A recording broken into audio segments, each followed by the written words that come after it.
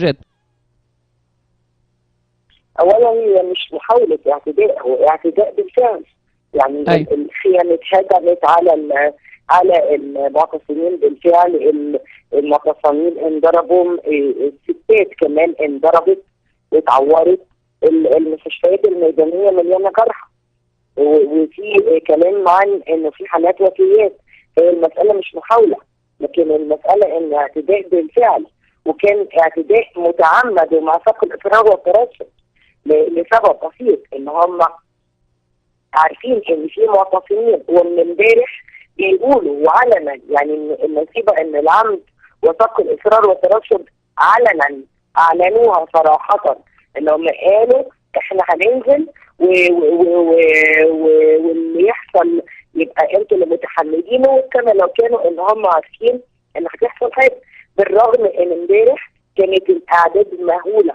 يعني انا عمري ما شفت ثوره او مظاهره بالاعداد بتاعت امبارح، ومع ذلك كانت سلميه.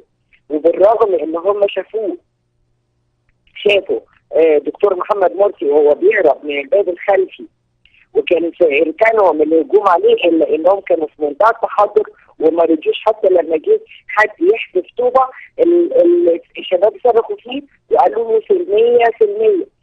يعني امبارح هو كان معدي قدام عينهم ومحدش فيهم عمل له حاجه. النهارده لما يعني هم يتعاملوا بالنبل وبالاحترام وبالتحضر ده، وبعدين النهارده يترد عليهم بالاسلوب الهمجي ده فرق بين السماء والارض. ده بالظبط كده الفرق بين الشعبين اللي للاسف مصر اتقسمتهم دلوقتي.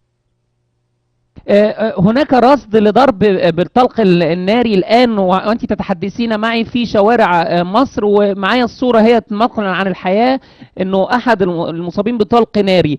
النيران ديت والأسلحة ديت والخرطوش والمولوتوف والحاجات دي كلها أثناء اعتصامهم السلمي، جاية منين الحاجات دي؟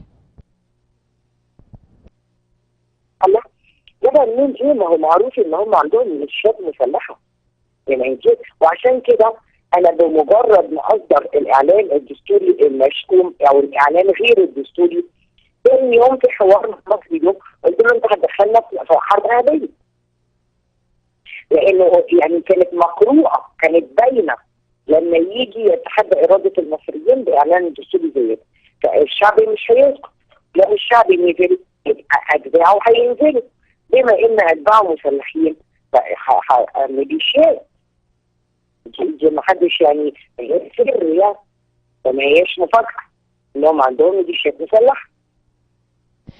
طب فدي كانت نتيجه منطقيه، نتيجه منطقيه لتحدي اراده الشعب في حاجتين: في الاعلان الدستوري وفي الاعلان عن الاستفتاء لمشروع دستور الشعب ما شاركش فيه ومطعون على شرعيه الجمعيه التاسيسيه اللي اصدرته.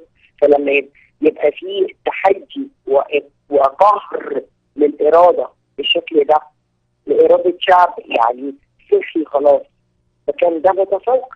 قلت له اللي انت بتعمله ده هيؤدي الى حرب اهليه. النهارده شفناها بتعبانين. وكل المعطيات بتبقى عارف النتيجه من المعطيات اللي قدامك، يعني مش ذكاء او بقرا الغيب او انا او غيري، وكلنا قلنا كده. لكن انت بتقرا معطيات معينه، قدامك معطيات معينه، دي بتاكد لك النتيجه اللي هتحصل. دكتورة جورجيت، وبعدين مع احترامي اللي حضرتك بتقوله المرشد او الحزب او غيره، انا ماليش دعوه. انا ليا المسؤول قدامي انا هو واحد بس، هو رئيس الجمهوريه. طب قراءة في ذهن الدكتور محمد مرسي كرئيس للجمهورية الآن، قراءة في ذهنه إصراره الشديد على تمسكه بالإعلان الدستوري، وإن الدستور ده لازم يتم الاستفتاء عليه ويتم الاستفتاء عليه بنعم. الإصرار الشديد ده حتى في وسط الدم دوت ليه؟ يعني إيه المبرر؟ هل ايوه، لان انت عارف الدستور ده ما هو يعني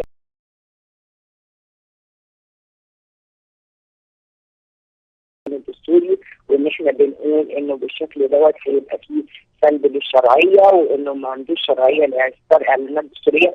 فهو بيستعجل على ايه؟ زي بالظبط غزوه الصناديق بتاعت الاستفتاء مارس، هم كانوا مستعجلين على ايه؟ كانوا مستعجلين علشان يقدروا يدخلوا يعملوا انتخابات مجلس الشعب بسرعه، وهم ليهم ارضيه في الشارع والتانيين ما يلحقوش يعملوا ارضيه، ويدخلوا مجلس الشعب يعملوا القوانين اللي هم عايزينها.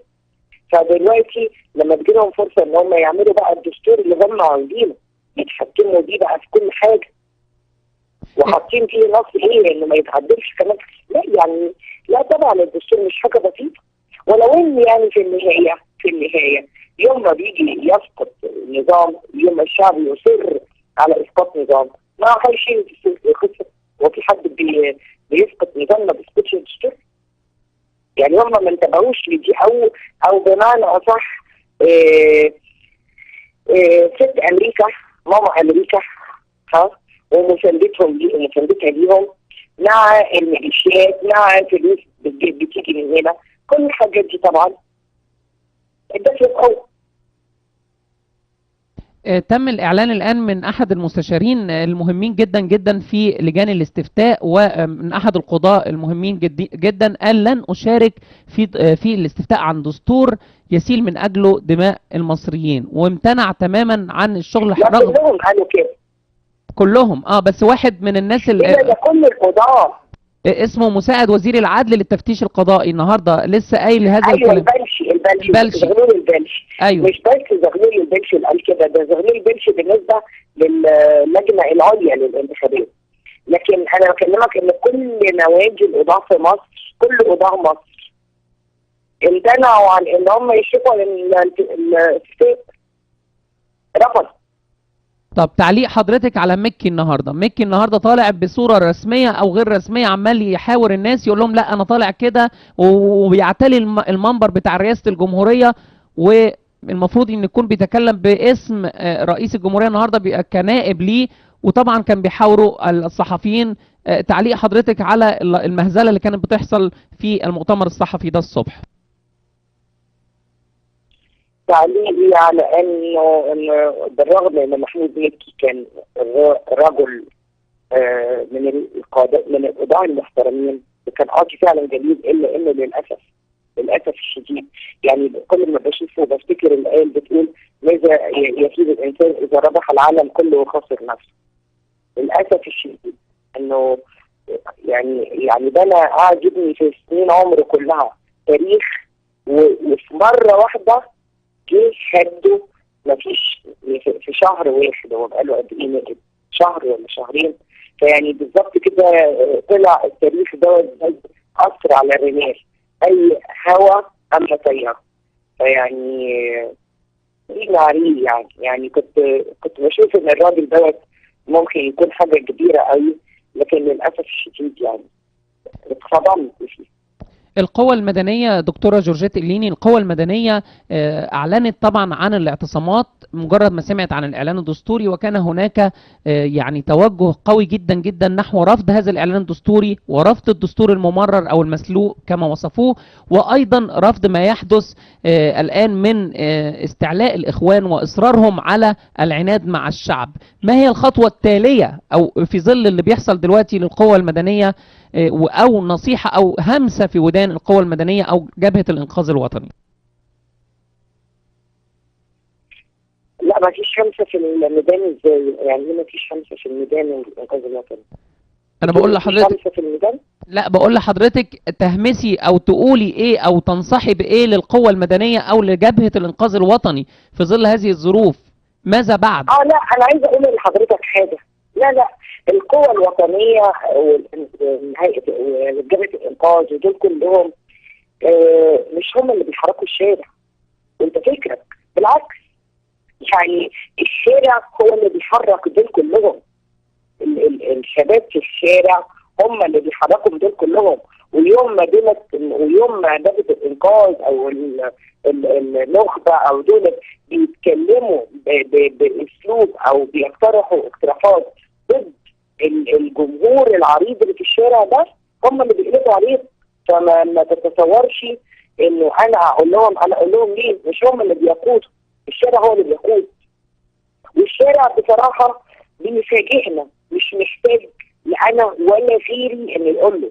انا بتفاجئ من ردود فعل الشارع المصري من اول يعني الثوره ما قامت، ويمكن اليومين دول يعني بيعيد مجده اللي عمله قبل كده. ف يعني انا مع احترامي لسؤال حضرتك، لكن لا هجابه الانقاذ ولا القوى الوطنيه ولا اي حاجه هوجه لها، لان الشيء اللي بتقود ببساطه اللي بيقود هو الشعب، والشعب مش مستني ان حد ابدا يوجهه. شكرا جدا دكتوره جورجيت إليني، بشكر حضرتك وبشكر وقتك على قناتنا قناه طريق يا فندم. بشكرك، شكرا جزيلا على التعليق.